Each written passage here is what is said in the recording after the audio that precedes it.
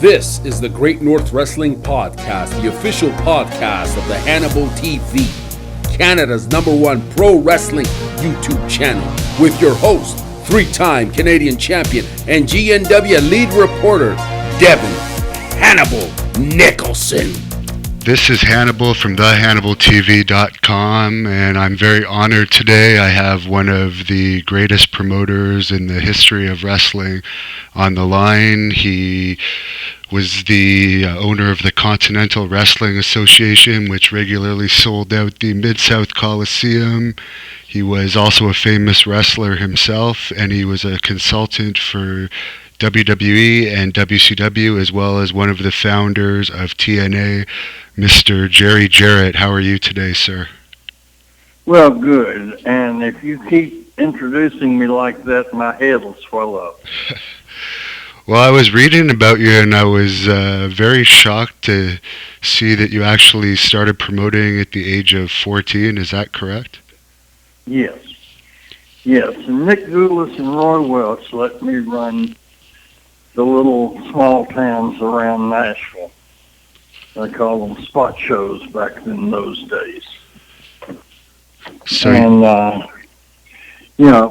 I got a hardship driver's license because I was the only one in the family that drove. So I got my car when I was 14, and that allowed me to, drive to the little towns and put out the window cards and promote wrestling. There's little independence everywhere. Okay. Now, you ended up eventually buying out Gulas and Welch, or splitting from them, I should say. What caused the dispute that led to that? Roy was sick and not around anymore. And Nick and I were running the territory, and our area had two ends, a Birmingham end and a Memphis end. And I ran the Memphis end of the business, and Nick ran the Birmingham end. And the Memphis end was making huge profits, and the Birmingham end was losing. But on balance, it was quite profitable. So one day, Nick walked in my office and said, "I want you to take George," that's Nick's son, "to Memphis. He's been in Birmingham long enough." And I said, "Nick, the Memphis end is what's keeping the doors open here. And no disrespect, but your son is not a main event wrestler. I can't do that." And he said, "Yes, you can, because you really don't own anything. I own it all." And what had happened when I thought I was buying the business, I was, not legally savvy, nor business-wise. So I thought I was buying the territory. Instead, I was buying an option. I took the papers and put them in my desk and didn't look at them because I trusted everybody. And I found out I really didn't own anything. So I went to Nick's office and said, "I think you're making a huge mistake. But I'm going home. I don't know what I'm going to do, but I have to make a living." And I went home and sat on the couch and cried for 3 days. Poor pitiful me. And one morning I woke up and I said that, wrestling is what I love, and I'm going to try to do it. So I talked to television stations and the talent and the arenas and opened up on my own. And about a year later, Nick went out of business. What do you think the main difference was between your style of promoting and booking and Nick's that made you so much more successful? One, Nick didn't listen to the talent. He was from the old school and said, "This is what I want," and I listened to the talent. And more than that, the fans would boo and carry on, and Nick would ignore them, and so I listened to the fans. And I think the big thing that made me successful was that I listened to both the talent and the fans and booked accordingly. Now, when you first met Jerry Lawler, could you see that he had the potential to be the big star in that area that he became? Not when I first met him, but because Jackie Fargo brought him to Memphis TV and asked me, "Can I put this kid on TV and show his artwork?" And I said, "Sure." So Lance Russell, my announcer, brought him out, and Jerry showed his wrestling pictures that he'd drawn. And maybe 3 or 4 months later, Jackie said, "Remember that kid that's the artist? He's been training over in Arkansas. Will you bring him to TV and just take a look at him?" So I brought him to TV, and Jerry had a bad habit of a nervous grin. And so regardless of what the circumstance was in the ring, he grinned. So, I gave him a tough time when his match was over. And then Jerry called me 2 or 3 weeks later and said, I promise you I won't ever grin again in the ring."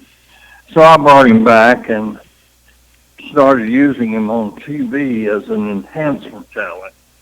And he took some of the greatest bumps I've ever seen. He would go over the top rope backwards and just crazy bumps. So I said, this kid has got potential. And so then I started booking him. I put him in a tag first, and then later I put him in a single, and the rest is history. I built the territory around him. And of course, his most famous feud there on a nationwide scale was his feud with Andy Kaufman. How much of a role did you play in that whole, the booking of that angle? Andy called me and said that Vern Gagne had turned him down and Vince McMahon Sr. had turned him down, but that he just loved wrestling and took it very serious and had trained, and he said, "My gimmick is that I can legitimately beat any woman wrestler or any woman in the world." And I said, "Well, you're covering a lot of ground, Andy, but we'll take a look." So he came down and we started booking him against women in the audience. And Andy said, "I'll put up my own $5,000 that I can beat anybody."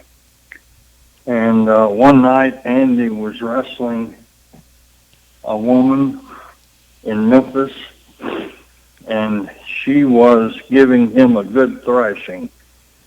So I was standing in the back, and Jerry and I were both getting a good laugh, and I said, "Hey, wait, go get involved in the match. Do something, because I don't want Andy to have to pay his $5,000. So Lawler went to the ring, and we got a huge reaction. And Lawler then kind of took over the program between him and Andy, and it drew a lot of money. Was it difficult for you to come up with ideas to sell out the Mid-South Coliseum and other big buildings in the territory almost on a weekly basis at points, or was wrestling just so hot at that time that it kind of all flowed?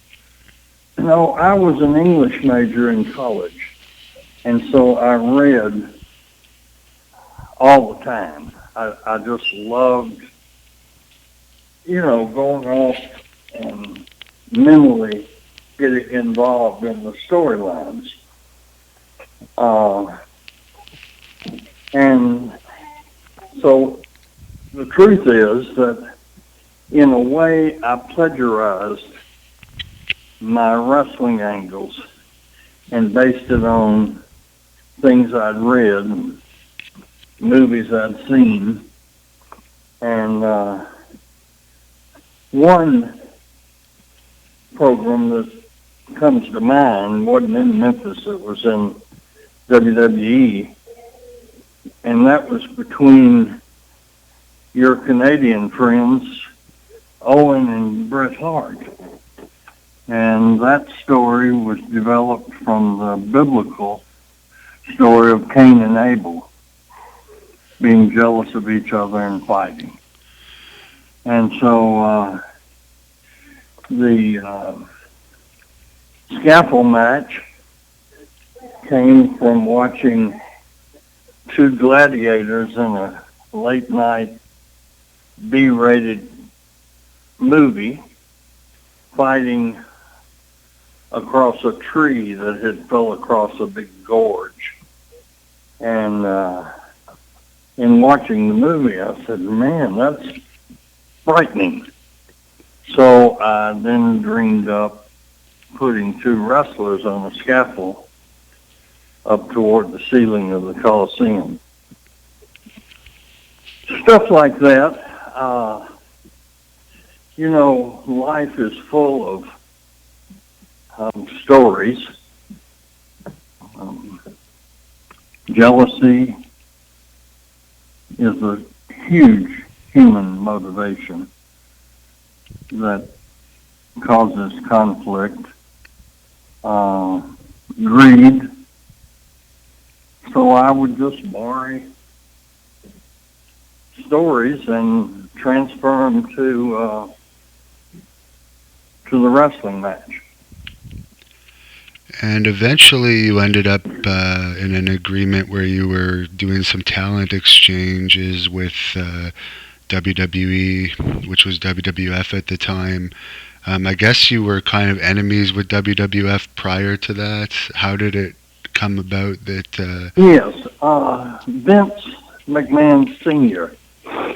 was very instrumental in the NWA allowing me to have a membership when I had my fight with Nick. They didn't historically do that. When an office would break up, they would give it to the original founding.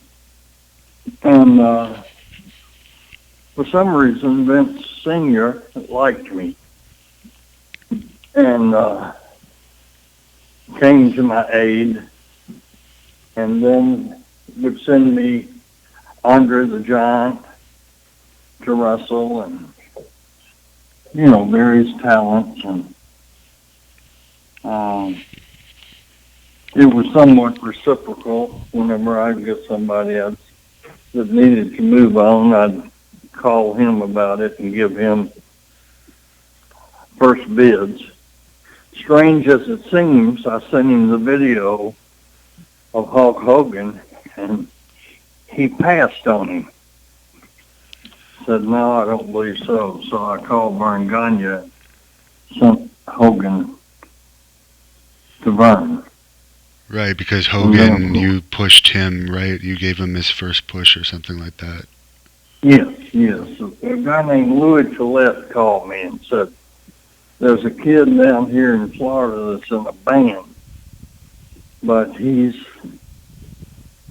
big and strong, and I think he could have charisma. And I said, send him up to the house. So, he was so impressive. And then I took Terry to Tupelo, and coached him. He liked to kill me because he's a big guy, and he wasn't real athletic. So he'd fall on me, and but it paid off because he really got over. Drew a lot of money. So I guess Vince McMahon Jr. contacted you at some point about sending some talent up to Memphis for seasoning? Yes. He, he called me and said, I need you to help me season some of these wrestlers, and I'd like to send them to you. And I said, okay, because his father and I were pretty close, and so I felt an affinity for Vince from the first time I talked to him. And when did you start actually working in the office for Vince? You mentioned you had something to do with the Brett versus Owen. Yeah, his father called me about a week before he died, and he said, Vince wants to run the whole world, and in the process, he's going to make a lot of enemies. And I just, not to throw up that I helped you, but I'm hoping if that time comes, you'll help Vince. And I said, well, of course I will.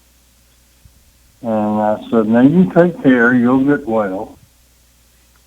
And anyway, he didn't. He passed away. And years later, Vince called and said,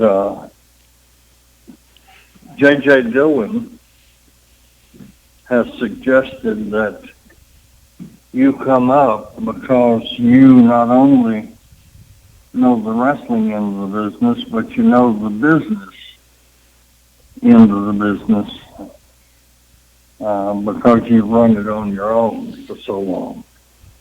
And, at first I was reluctant, but then we kept having long conversations, and he poured out his heart to me. And I was afraid, because I knew different, that he was being charged by the government with distribution of steroids. And I knew that wasn't true.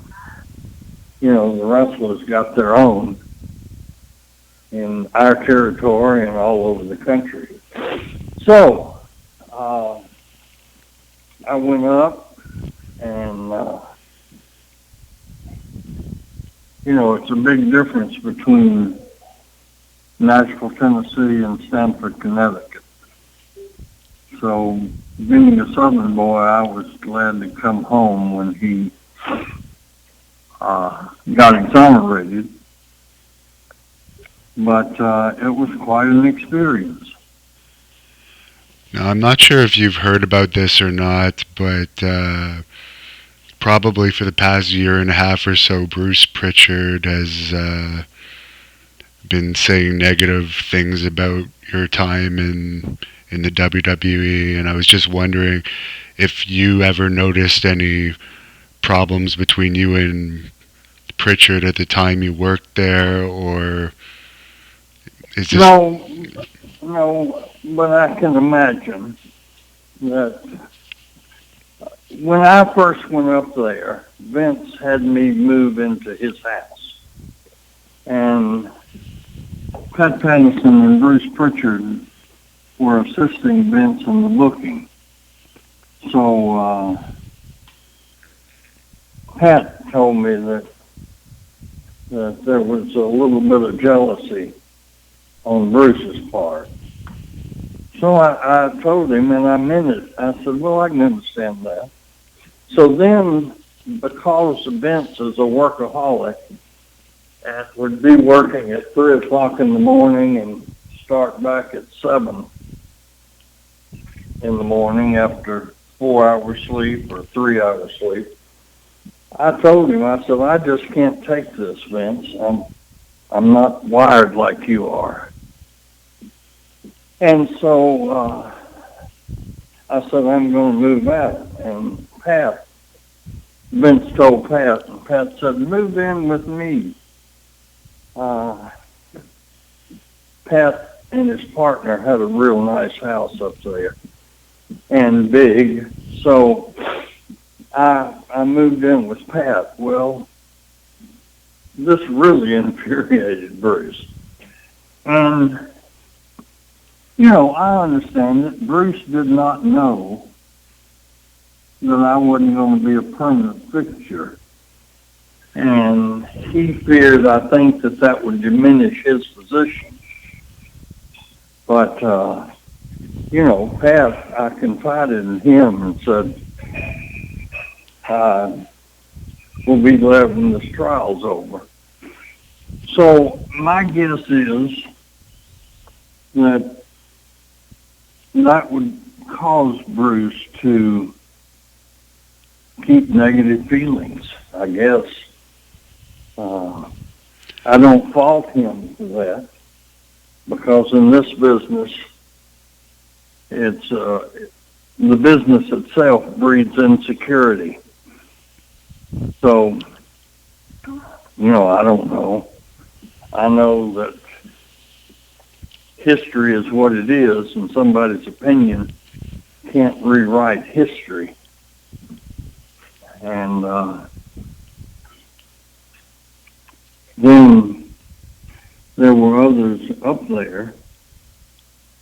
I'm sure you could talk to any of them. The first week I was there, Vince called a company-wide meeting and had me sit up on the kind of little stage between him and Linda. And he made it company-wide, company known, what his plans were if he was unsuccessful in his fight with the government. So, anybody that's interested all these years later can verify the truth from third-party sources. Now, I understand you were also a consultant for WCW, I guess probably sometime after you worked for WWE. Yeah, that was a crazy deal. Vince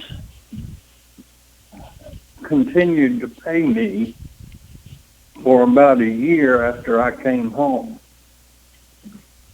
And so I was sitting at home one night, and Eric Bischoff called and said, would you consult with us? And I'll pay you X number of dollars, which was a lot of money in those days. So I said, well, let me think about it. So I picked up the phone and called Vince and told him what the situation was. Now, the background of his approval is that Hogan was with WCW and the Steiners with WCW and some talent, and Vince would call me and say, can you set up a meeting that nobody knows about between me and Hogan, or me and the Steiners, or me and whoever? And I said, of course I will. So Vince knew that I would always be loyal to him. So I said, Bischoff wants to pay me, and I told him the amount, a lot of money. And he said, Vince said, take it.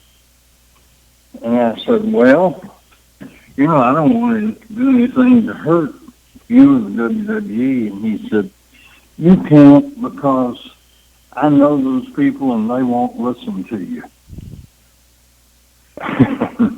He said, you taking their money will just mean they go out of business sooner rather than later. And I said, well, you also know, Vince, that I'll do my best to help them draw money. And he said, I know that, but they won't listen. So that's the story of how that happened. And so for about a year, I'd go to the mailbox and pick up a check from WCW and one from WWE too. And I guess crazy, isn't it? You're probably the only person that can say that. Yeah. And I guess Vince was right and they didn't listen to you, probably, from what ended up happening. No, and I only went down there one time. Now, I did. They wanted Hogan to turn heel, and so Eric had me call Hogan and explain to him the merits of switching. And I told him that we'd had a lot of success and people switching heel in Memphis, and then later switching back, and that it would renew their box office appeal. So anyway, as you know, he tried it. And I understand you were actually looking at possibly buying WCW at the point that it was up for sale. Yeah, that was years later. I have a friend named John Corcoran, who's an investment banker in Boston. And John is the one that actually called me and said, word is on the street that WCW is for sale. And if we buy it, we'll give you, I think he said 20% or 25%. And we'll put up all the money if you'll run it for us. I said, yeah. Sounds like a good deal to me. So John got there. He dealt with a guy named Siegel. And Siegel sent the paperwork that John requested, the financials. And anyway, then John and his group decided that the company was worth $70 million. So he sent him an email and said, I'll reduce this to a firm offer if you're interested. And our number is $70 million. And Siegel never responded to John. And then later he sold it to WWE for $5 million. So, what evil lurks in the hearts of men? What do you think could have been done at that point to actually make WCW into a profitable entity? Oh, it was real easy. They were paying some wrestlers. Eric's mistake was that, the positive was that he went after the best talent in the country and secured the rights, like Scott Hall and Kevin Nash and Hogan. The negative part was that he also signed people that he shouldn't have signed. And then when they had such a big roster that they couldn't book them all. So they were paying guys $7,000, $8,000 to stay at home. And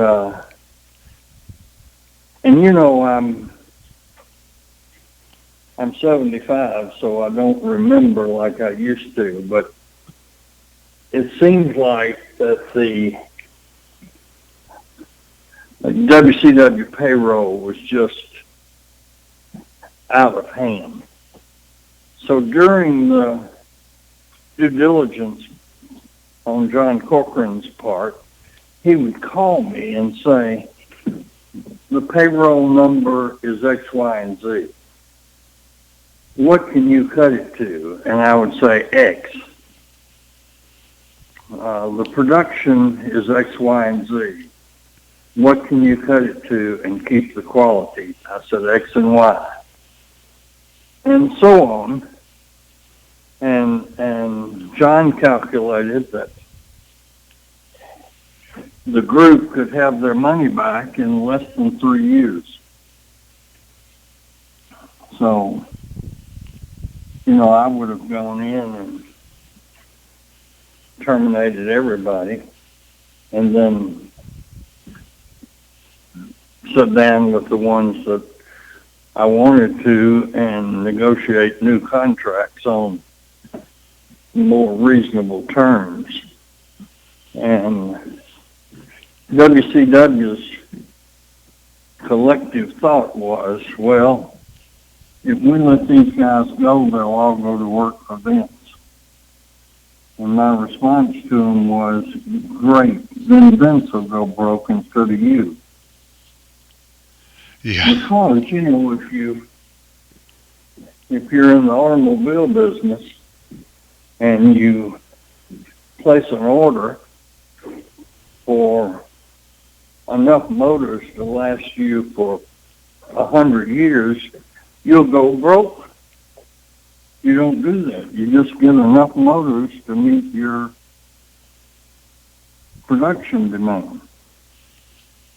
And so basic, just common sense business, WCW didn't do it.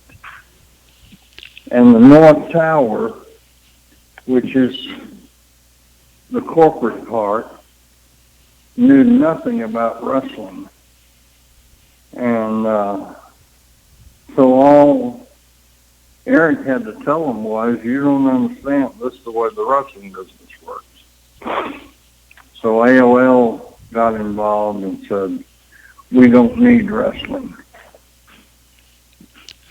Do you think if it had been profitable when AOL took over, that they still would have said they don't need wrestling? Well, of course they would have. I mean, they can. Nobody runs from profitability. No. For any reason. So I know, at the time I read all those things about we're going in a different direction. The only different direction they wanted to go in was to have a profitable bottom line, because that's what the executives' bonuses were based on. Now, I'm surprised that you actually went into business, I guess, with your son after WCW closed and started TNA, because it seems like you were kind of through with wrestling at that point in your life. But what was it that made you want to start that company up? Well, I mean, that's a pretty obvious. You, as a parent, you do what you can for your children. And Jeff had burned his bridge with Vince, and WCW was no more. And he wanted to stay in the wrestling business, and the only way he could do that was to have his own company. Now, in hindsight, it was a horrible, horrible decision on my part, because it led to a break in relationships with Jeff and I that just healed last year. And so, I wish I hadn't have done it, but again, you do what you can do for your children. Are you surprised that that company is still going in some capacity now? Not really.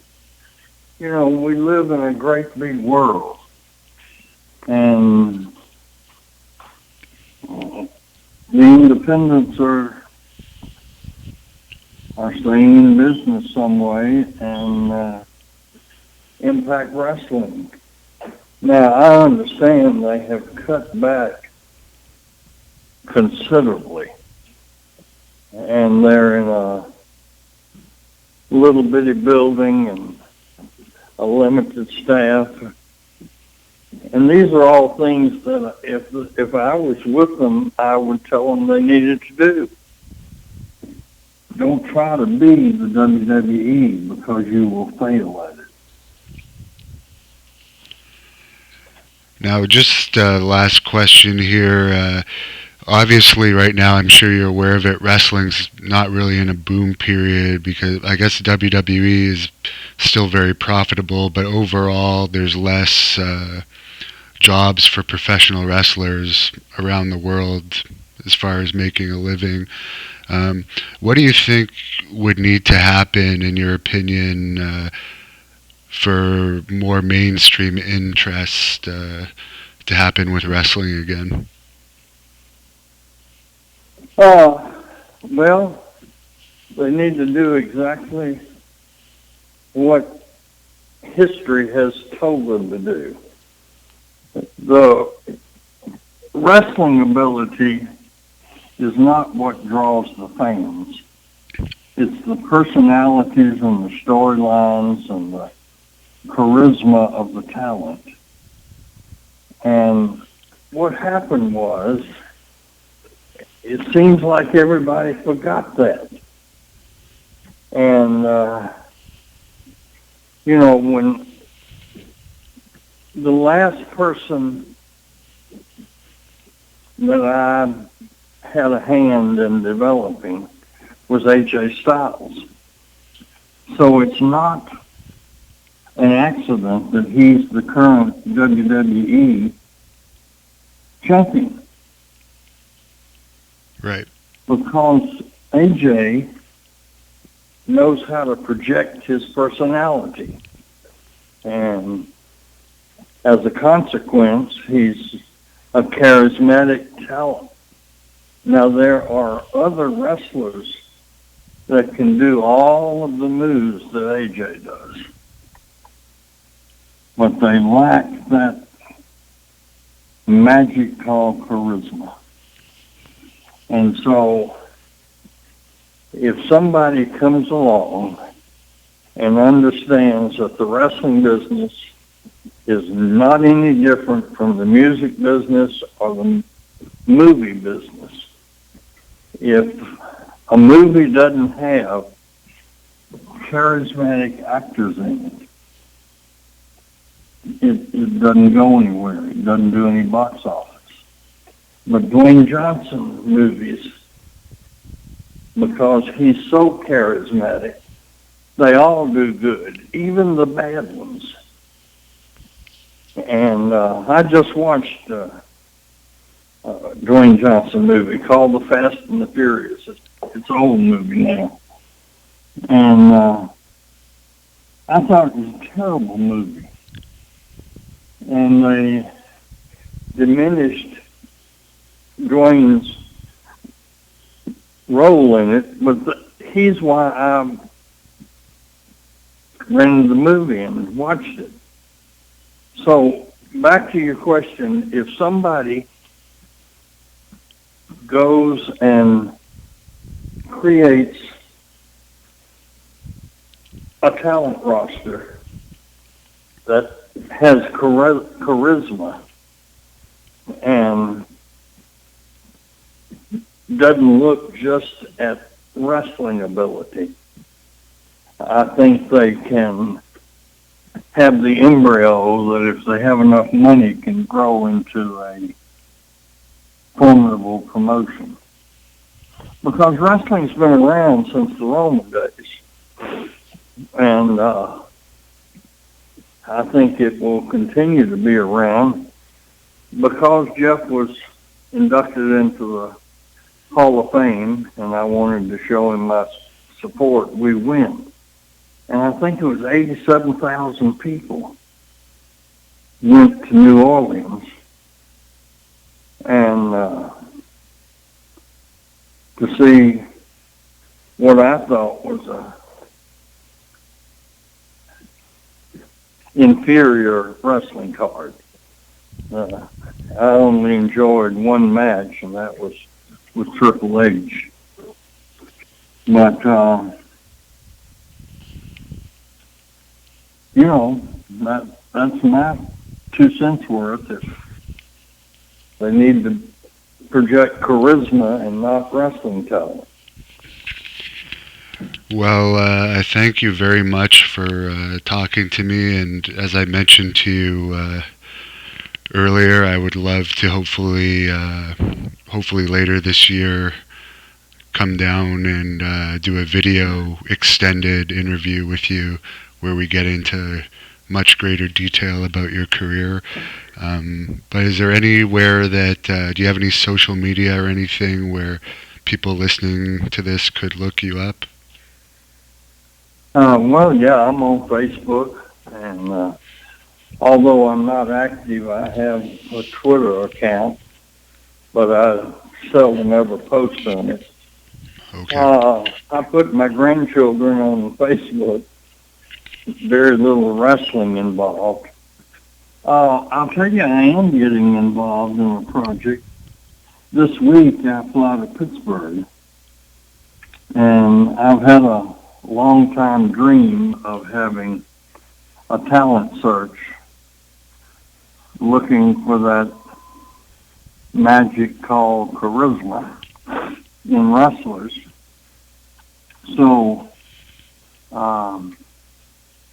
you know, as you get older, you go to thinking about your legacy and what you might leave behind in this world. And if I have a talent, it's spotting charismatic wrestlers. So we're doing a concept tape, sizzle reel, whatever you want to call it, and where it's American Idol format. We'll have judges, and the talent will wrestle for 2 or 3 or 5 or 6 minutes, and then the judges will critique them, and we'll move some of them on to the next round. And after we build it up to 30 or 40 potential talents. So that might be an interesting experiment. Is that the show I heard about that Jim Cornette is also involved with? Yes, I hired Jim and Robert Fuller as 2 of the judges. I'll have a fan from the audience as a judge, and Kathy Dingman will be the female contribution. Okay. And that'll be the 4 judges. Is there a potential name for the show yet? A name? Yes. Yes. Olympus Wrestling Star Search. I guess it's in the pilot phase now, and if it's approved, maybe later on in the year, you might start developing it further? Oh, yes. If once I get the concept in the can, I'll hit the road and try to sell it. And once I sell it, we'll set up a production schedule and go around the country like American Idol does. Of course, I have a great affinity for the little independent promotions, because that's where, in the territory days, that's where all the talent came from. Right. And so I think that's where the future talent will come from. And so we'll go to the little independent arenas and set up our stage and talent search. And the people if we do one in California, the independents from California can come try out. And well, Well, it sounds like a very interesting concept. Well, thanks again for speaking to us. We really appreciate it. And is there any final message or anything you want to say to our listeners before we... No, I certainly appreciate you and your efforts to restore or keep wrestling alive. And I wish you the best of luck. Thank you for listening to the Great North Wrestling Podcast. Subscribe to this podcast on iTunes and subscribe to the Hannibal TV on YouTube for all the latest GNW news and videos. Follow at Devin Hannibal on Twitter and check out our website at thehannibaltv.com. Are you ready? GreatNorthWrestling.ca returns to Brockville for Cage Wars 2. Pro wrestling in an MMA cage. Featuring the legendary Haku of WWE and WCW fame versus three-time Canadian champion Hannibal. And title matches featuring three-time WWE Tag Champion Quebecer Pierre and former TNA Impact stars Wes Briscoe and Laurel Van Ness. Advance tickets start at just $12 at ticketweb.ca and all score locations.